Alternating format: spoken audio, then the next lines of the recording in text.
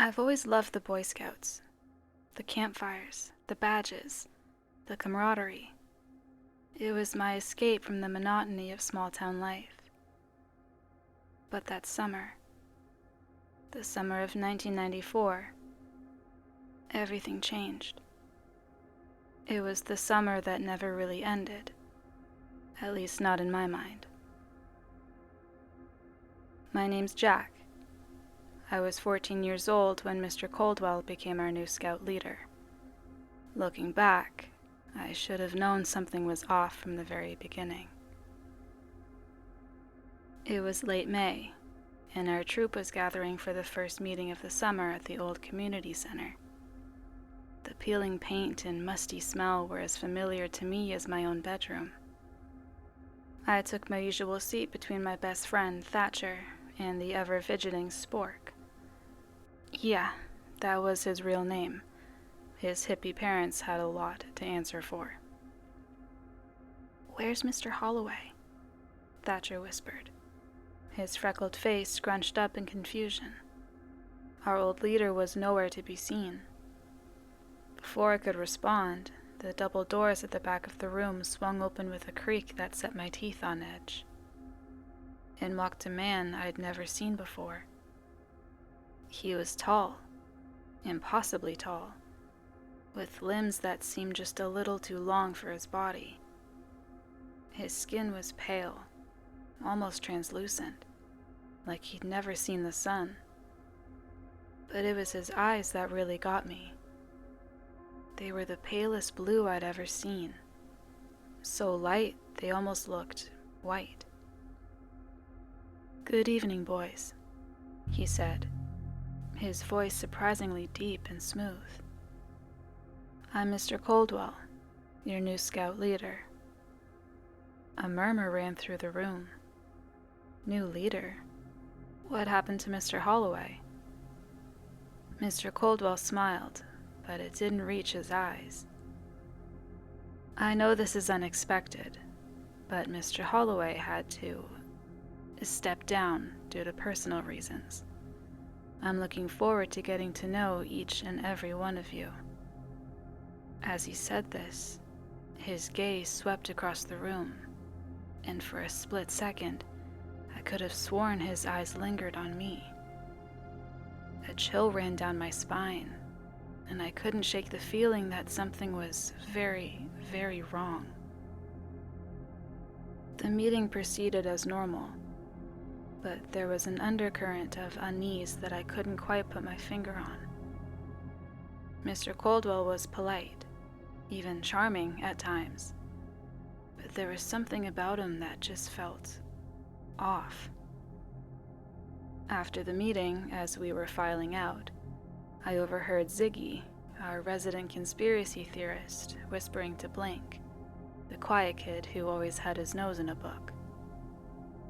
"I'm telling you, man, something's not right with that guy," Ziggy hissed. "Did you see how he kept staring at Jack? It's like he was sizing him up or something." Blink just shrugged, but I felt my stomach do a flip. So I wasn't the only one who'd noticed. As the weeks went by, things got progressively weirder. Mr. Coldwell seemed to take a special interest in me, always calling on me to demonstrate knots or lead discussions. At first, I was flattered by the attention, but it soon became uncomfortable. Then there were the strange occurrences. Items would go missing from our packs, only to turn up in odd places. The forest around our usual campsite seemed different somehow. Darker, more oppressive. And more than once, I could have sworn I saw Mr. Coldwell standing at the edge of the woods, watching us, when he was supposed to be back at the main camp. It all came to a head during our annual summer camping trip. We were deep in the woods, further than we'd ever gone before. Mr. Coldwell said he knew a special spot, a hidden lake that would be perfect for a week-long excursion. As we hiked, I couldn't shake the feeling that we were being watched. The trees seemed to close in around us, their branches reaching out like gnarled fingers. More than once, I thought I heard whispers on the wind, but when I turned to look, there was nothing there. We reached the lake just as the sun was setting.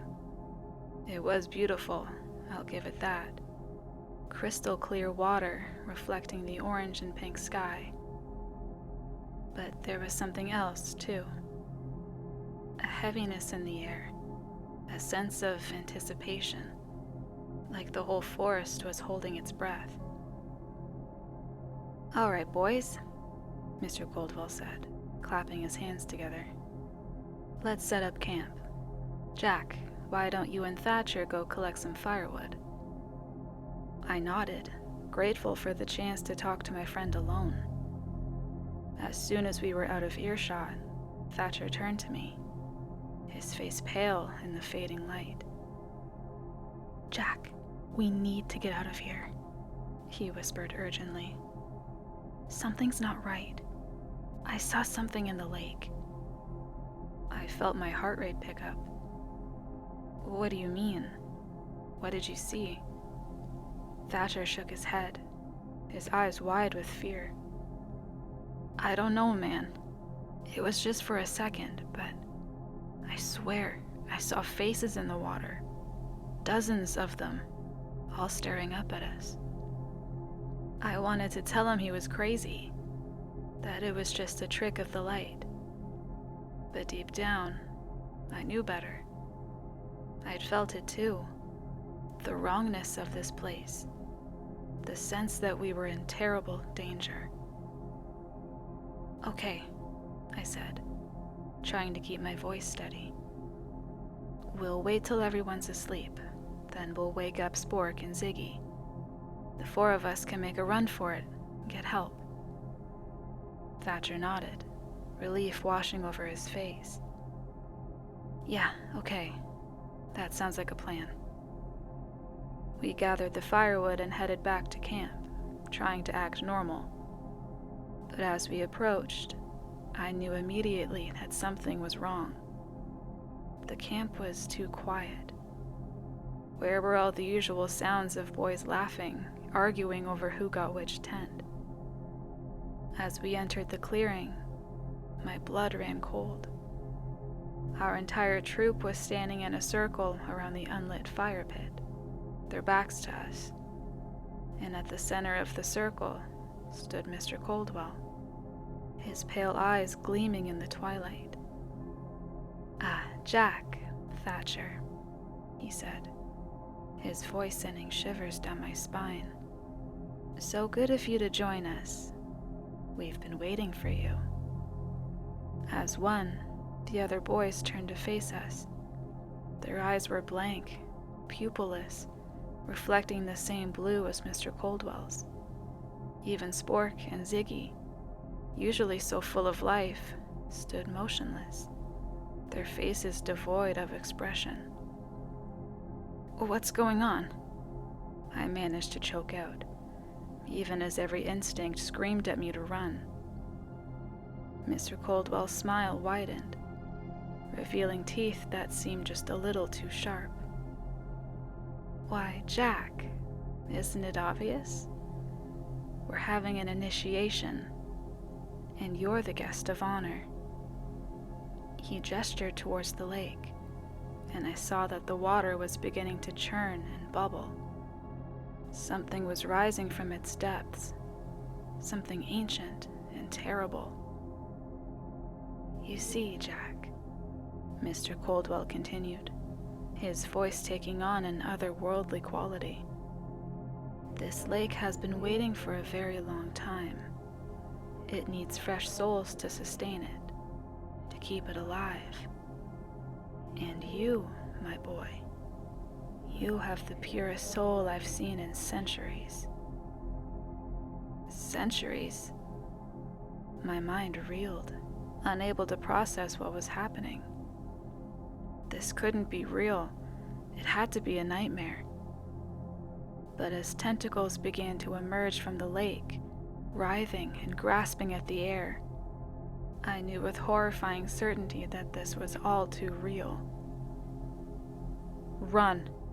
I screamed at Thatcher, shoving him towards the trees. We took off, crashing through the underbrush, the sounds of pursuit close behind us. Branches whipped at my face. Roots seemed to reach up to trip me, but I kept running. I could hear Thatcher's ragged breathing beside me, punctuated by sobs of terror. We ran for what felt like hours, the forest growing darker and more twisted around us. Finally, gasping for air, we collapsed behind a fallen tree. Did we lose them?" Thatcher panted, his eyes wild with fear. I peered over the log, straining to see or hear any sign of our pursuers. The forest was eerily silent. No birds, no insects, not even the rustle of leaves in the wind. "I think so," I whispered, not quite believing it myself. "But we need to keep moving. We have to find help, save the others." Thatcher nodded, wiping tears from his dirt-streaked face. "What about Spork and Ziggy and Blink? We can't just leave them." The guilt hit me like a punch to the gut. In our panic to escape, we had abandoned our friends to whatever horrific fate awaited them at that cursed lake. "We'll come back for them," I promised, hoping I sounded more confident than I felt. "But first, we need to get out of these woods and find someone who can help." As we stumbled to our feet, a twig snapped somewhere behind us. We froze, hardly daring to breathe. "Jack? Thatcher?" It was Ziggy's voice, but there was something wrong with it. It sounded hollow, like it was coming from the bottom of a well. "Where are you guys? Mr. Coldwell says it's time to come back now. The water's so nice and cool. Don't you want to join us?" I grabbed Thatcher's arm, ready to run again, but he was rooted to the spot, staring at something over my shoulder. Slowly, dreading what I might see, I turned around. Ziggy stood at the edge of a small clearing, his skin glowing faintly in the moonlight. But it wasn't really Ziggy anymore. His eyes were those same horrible pale blue, and his skin seemed to ripple and shift, as if something was moving beneath it. "Come on, guys," Not Ziggy said, his mouth stretching into an impossibly wide grin. "Everyone's waiting. It's time for you to become one with the lake." With a strangled cry, Thatcher broke free of my grip and took off running. I didn't hesitate, following close behind. The thing that used to be our friend let out an inhuman screech and gave chase. We ran blindly through the dark forest, branches tearing at our clothes and skin. I could hear more voices now, calling out to us with sweet promises and terrible threats. The voices of our friends, of Mr. Coldwell, and others. Older, deeper voices that seemed to come from the earth itself. Just when I thought my lungs would burst, we burst out of the tree line onto a dirt road. In the distance, I could see the glow of streetlights. "There!" I gasped, pointing. "The town! We're almost there." But as we ran towards the lights, I realized something was wrong. The town looked off. The buildings were warped, the streets twisted at impossible angles, and the lights weren't the warm yellow of street lamps, but the same sickly pale blue as Mr. Coldwell's eyes. "No," I moaned, the last shred of hope dying in my chest. This can't be happening. Thatcher grabbed my arm, his nails digging into my skin. "Jack," he whispered, his voice trembling. "Look." I followed his gaze and felt the bottom drop out of my world. Standing in the middle of the road, blocking our path, was Mr. Coldwell. But he wasn't human anymore, if he ever had been. His body had elongated, his arms now reaching the ground, ended in wicked claws.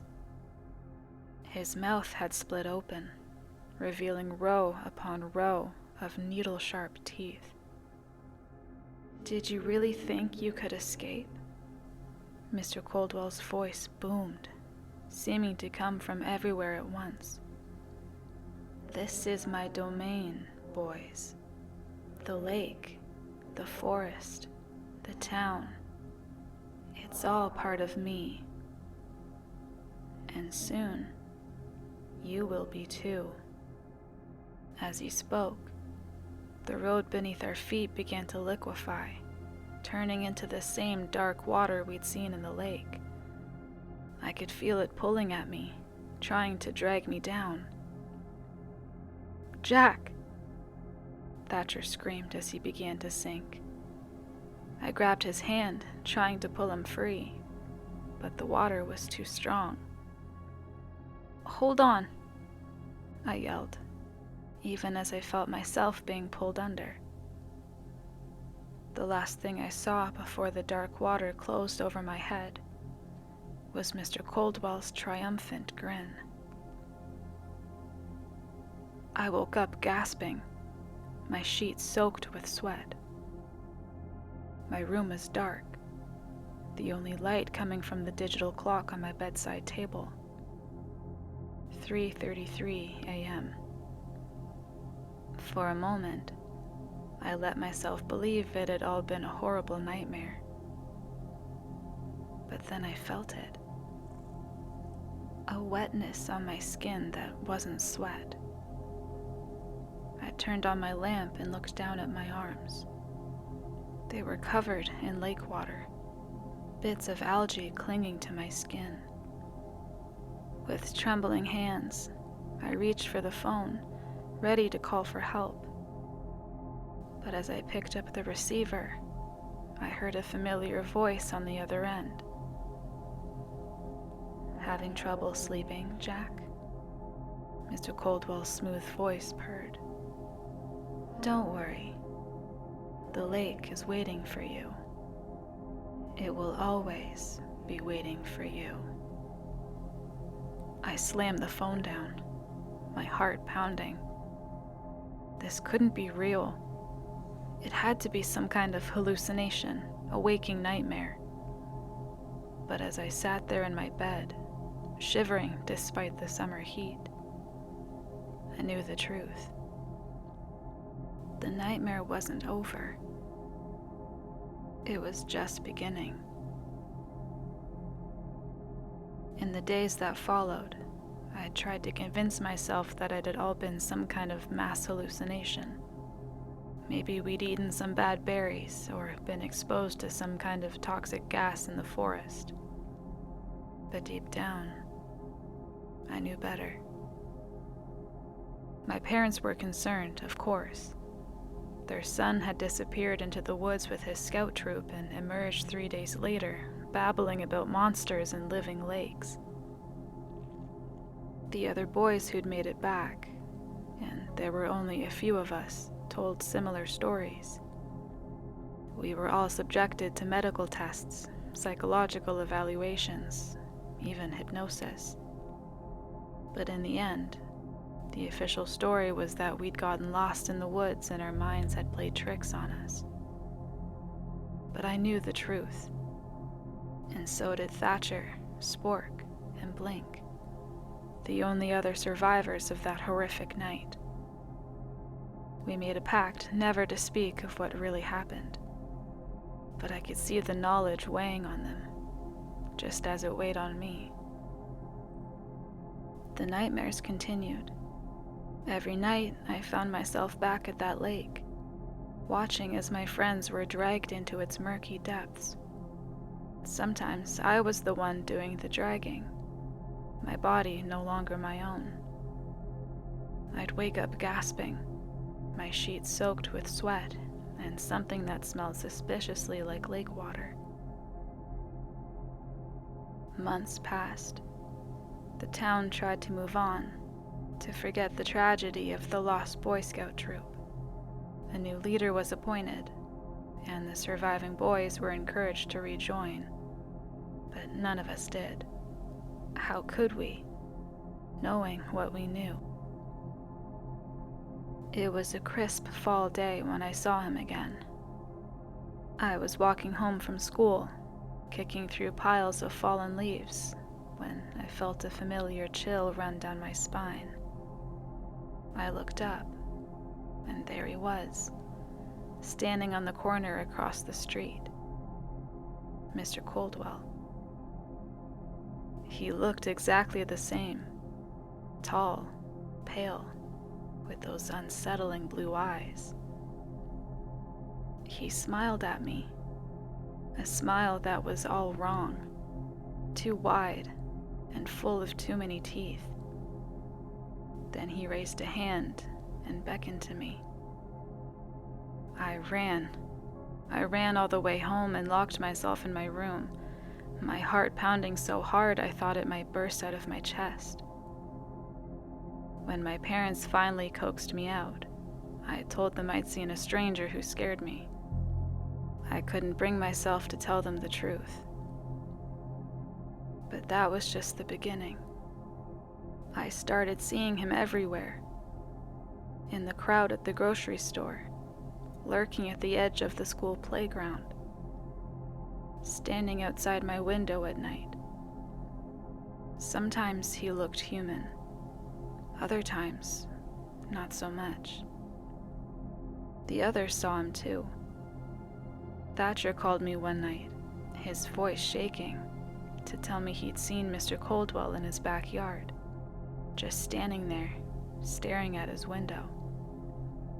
Spork's parents ended up moving away after he had a complete breakdown at school, screaming that the walls were melting into water. I tried to be strong, to convince myself that it wasn't real. But how do you fight something that can twist reality itself? How do you escape when the very town you live in might be part of the monster? As winter set in, bringing with it long, dark nights, I found myself sleeping less and less. I was afraid of what I might see in my dreams, afraid that one night I might not wake up at all. My grades started to slip, and I withdrew from my friends, what few I had left. It all came to a head on a snowy night in December. I was home alone, my parents at a Christmas party. As I sat in the living room trying to focus on my homework, I heard a sound that made my blood run cold. The slow, rhythmic drip of water. I looked up, my heart in my throat, to see water seeping in under the front door. But it wasn't normal water. It was dark, almost black, and it moved with a purpose, creeping across the floor towards me. I jumped up, knocking over my chair in my haste. The dripping sound grew louder, and I realized with horror that it was coming from everywhere. The windows, the walls, even the ceiling. The house was being invaded by the lake. "No," I whispered, backing away. "This isn't real. It can't be real." But I could smell it now. That unmistakable scent of stagnant water and decay that I remembered so vividly from that cursed camping trip. As I watched, paralyzed with fear, the water began to take shape. Tendrils rose from the growing puddles, reaching for me with terrifying intent. I turned to run, only to find my path blocked by a familiar figure. Mr. Coldwell stood in the doorway, his pale eyes gleaming with triumph. "Did you really think you could escape, Jack?" he asked, his voice echoing strangely in the waterlogged room. "The lake has chosen you. It's time to come home." I wanted to scream, to fight, to do anything but stand there frozen as the water crept up my legs. But my body wouldn't respond. It was like I was trapped in one of my nightmares, helpless to do anything but watch as the horror unfolded. Just as the water reached my waist, there was a pounding at the front door. "Jack! Jack, are you in there?" It was Thatcher's voice, filled with panic.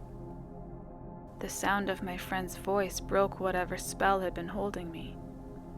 With a desperate lunge, I broke free of the water's grasp and ran for the door, sloshing through the ankle-deep water that now covered the floor. I yanked the door open to find Thatcher standing there, his face pale and drawn. "We have to go," he gasped. "Now. They're coming for all of us." I didn't need to ask who they were. I could see the fear in Thatcher's eyes, the same fear that had haunted me for months. Without a word, I grabbed my coat and followed him into the snowy night. As we ran down the street, I could hear the sound of rushing water behind us. I dared to glance back and immediately wished I hadn't. The entire street was flooded, a dark tide that was quickly gaining on us. And in the midst of it all, I could see figures moving, distorted, inhuman shapes that might once have been our fellow scouts. "This way," Thatcher yelled, pulling me down a side street. "Spork and Blink are waiting for us. We have a plan." A plan? I wanted to ask what kind of plan could possibly save us from this nightmare, but I was too out of breath to speak. We ran through the deserted streets, the sound of pursuit always just behind us. Finally, we arrived at an old abandoned factory on the outskirts of town. Spork and Blink were there, looking just as terrified as I felt. They had a car, an old beater that looked like it had seen better days. "Get in," Spork yelled, already behind the wheel. We piled in, and Spork gunned the engine before I'd even closed my door. As we sped out of town, I finally found my voice. "What's going on? Where are we going?" Blink turned to me, his usually quiet demeanor replaced by grim determination. "We're getting out of here, Jack. For good. This town, it's not right. It hasn't been right since that camping trip. We think the whole place is under the lake's influence now." I felt a chill that had nothing to do with the winter night. "But what about our families? We can't just leave them." Thatcher put a hand on my shoulder. "We don't have a choice, man. It's too late for them. If we stay, we'll end up just like the others." I wanted to argue, to insist that we go back and try to save everyone. But deep down, I knew they were right. Whatever had happened at that lake, whatever Mr. Coldwell really was, it had infected our entire town, and we were the only ones who could see it. As we drove through the night, leaving behind everything we'd ever known, I couldn't shake the feeling that this was only the beginning. The lake had chosen us for a reason, and I had a sinking feeling that it wasn't going to let us go so easily. Hours passed, and as the first light of dawn began to creep over the horizon, I allowed myself to hope. Maybe we had escaped. Maybe we were finally free. But then Spork, who had been quiet for the last hour, spoke up. "Guys," he said, his voice trembling. "Do you hear that?" We all fell silent, straining our ears. At first, I didn't hear anything over the rumble of the car's engine. But then I caught it. A faint but unmistakable sound.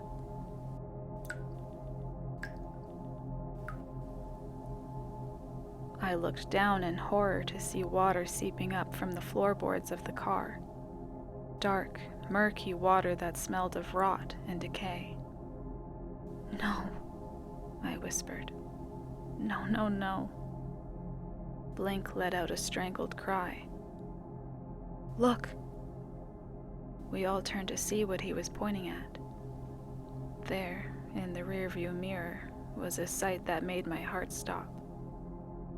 The road behind us was gone, replaced by an endless expanse of dark water.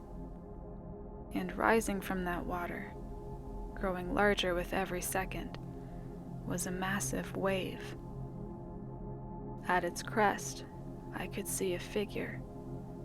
Even at this distance, I recognized the two long limbs, the pale skin, the inhuman grin of Mr. Coldwell.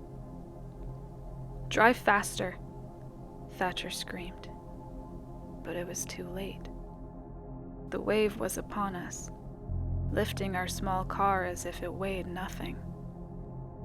As the water crashed over us, as I felt myself being pulled under once again, I had one last terrifying thought. The lake had never let us go. We had never escaped. And now, it was claiming us for good. The world dissolved into darkness and the rush of water. I could feel the car being tossed about like a toy, could hear the muffled screams of my friends. Then, silence.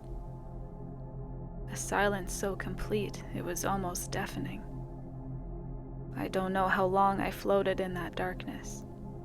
It could have been seconds, or it could have been years. Time seemed to have no meaning in this watery limbo. Eventually, I became aware of a light, faint at first, but growing stronger. I swam towards it, driven by some instinct I didn't fully understand.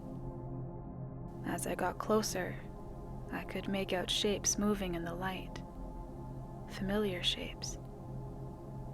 I broke the surface with a gasp, my lungs burning as they filled with air. I was back in the lake, the cursed lake where it had all begun. Around me, I could see the other boys from our troop, all of them looking just as confused and terrified as I felt. And there, standing on the shore, was Mr. Coldwell.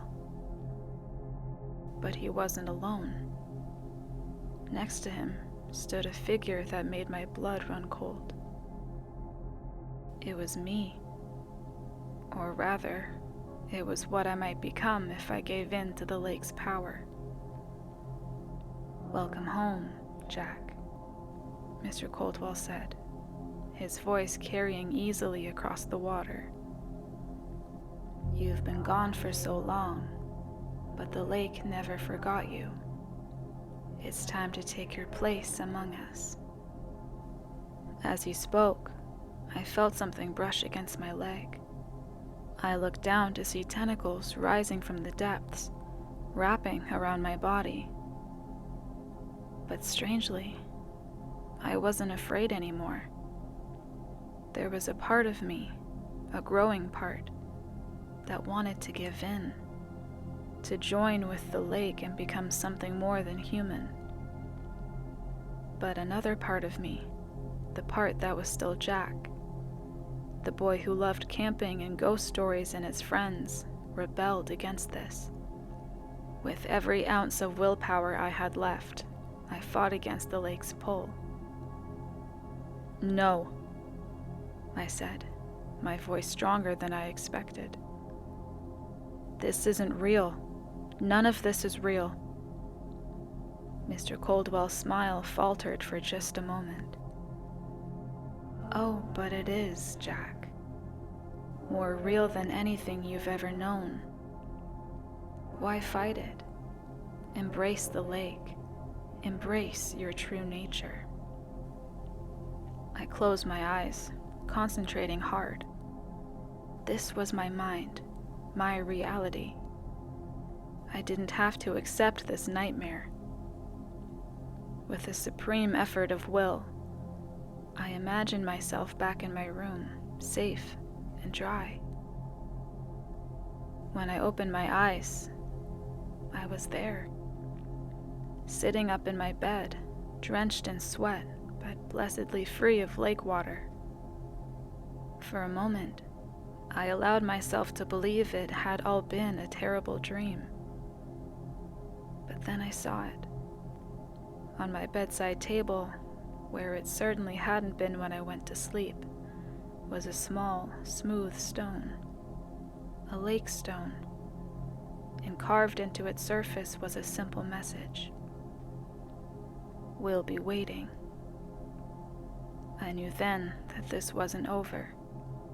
The lake, Mr. Coldwell, whatever forces were at work here, they weren't done with me. Maybe they would never be done with me. But I also knew that I wasn't alone in this fight. Somewhere out there, Thatcher, Spork, and Blink were facing the same battle. And maybe, just maybe, if we stood together, we could find a way to truly escape the lake's grasp. As I sat there in the early morning light, turning the stone over in my hands, I made a decision. I wouldn't run anymore. I wouldn't hide. It was time to face this nightmare head on, to find out the truth about Mr. Coldwell, the lake, and why we had been chosen. The hunt was on, and this time, I wouldn't be the prey. Little did I know, this decision would lead me down a path darker and more terrifying than anything I had experienced so far. The true nature of the lake, the cosmic horror that lurked beneath its placid surface, was something my young mind could scarcely comprehend. As I sat there, the lake stone cold in my palm, a grim determination settled over me. I knew what I had to do. I spent the next week preparing, gathering supplies, and steeling my nerves. I left a note for my parents, telling them I loved them and not to worry. Then, in the dead of night, I slipped out of my house and made my way to the edge of town. Thatcher, Spork, and Blink were waiting for me, just as we'd planned. None of us spoke as we piled into Spork's old car. We all knew what was at stake. The drive back to the campsite was tense, filled with a heavy silence. As we neared our destination, the air grew thick and oppressive, just as it had been that fateful summer. We parked at the trailhead and continued on foot, each step taking us closer to the nightmare we'd tried so hard to escape. The forest seemed to close in around us, branches reaching out like grasping fingers. Finally, we emerged at the shore of the lake. It looked deceptively peaceful in the pale moonlight, but we knew better. We could feel the malevolence radiating from its depths. "Are you sure about this, Jack?" Thatcher whispered, his voice trembling slightly. I nodded, my throat too tight to speak. We had discussed this at length. There was only one way to end this, to free ourselves and our town from the lake's influence. we had to destroy it at its source. We began the ritual we had pieced together from old books and internet forums. It was dangerous, forbidden knowledge, but it was our only hope. As we chanted, the lake began to churn. A thick mist rose from its surface, coalescing into the familiar form of Mr. Coldwell. "You foolish children," he hissed, his form flickering between human and something far more terrifying. "You have no idea the forces you're dealing with." We didn't falter. We couldn't. As our chant reached its crescendo, the ground began to shake. The lake's waters receded, revealing glimpses of the horrors that dwelled in its depths. Mr. Coldwell lunged at us, his form now fully monstrous, but as he reached the edge of our ritual circle, he dissolved into mist. A piercing shriek filled the air as the lake began to collapse in on itself. The trees around us groaned and twisted, reality itself seeming to warp.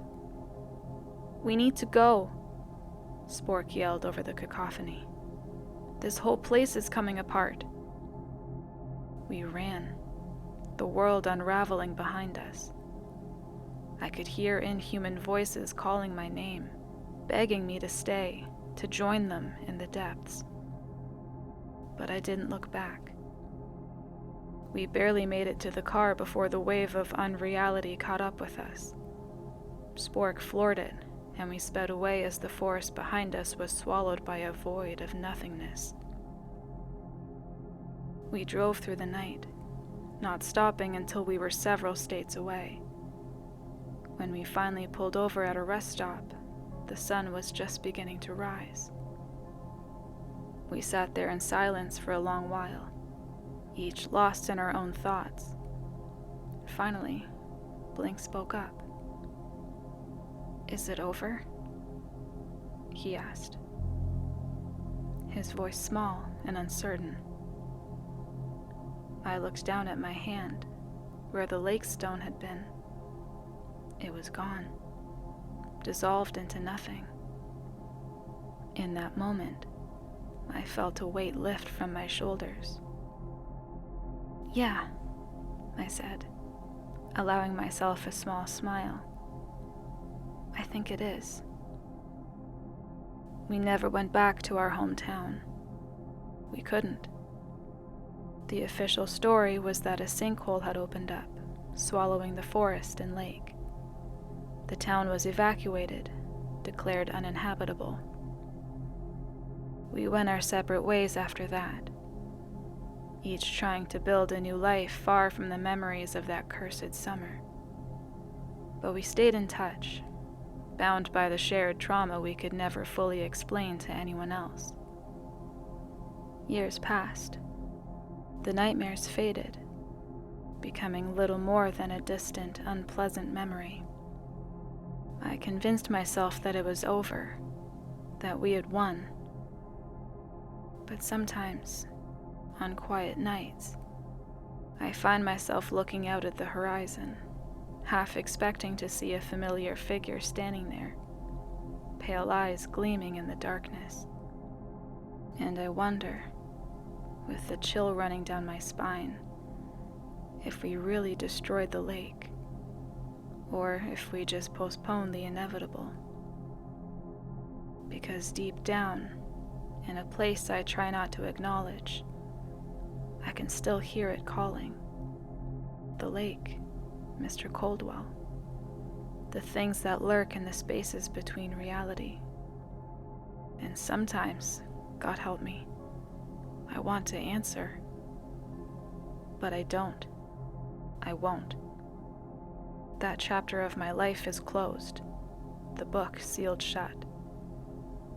Whatever cosmic horror we glimpsed that summer, whatever eldritch truths we briefly touched, they're better left in the past. I'm an adult now, with a family of my own. I've never told them about what happened, and I never will. Some truths are too terrible to share. But if you're hearing this, if you've made it this far, let my story be a warning. Be careful of still waters and too perfect lakes. Be wary of those whose smiles never reach their eyes.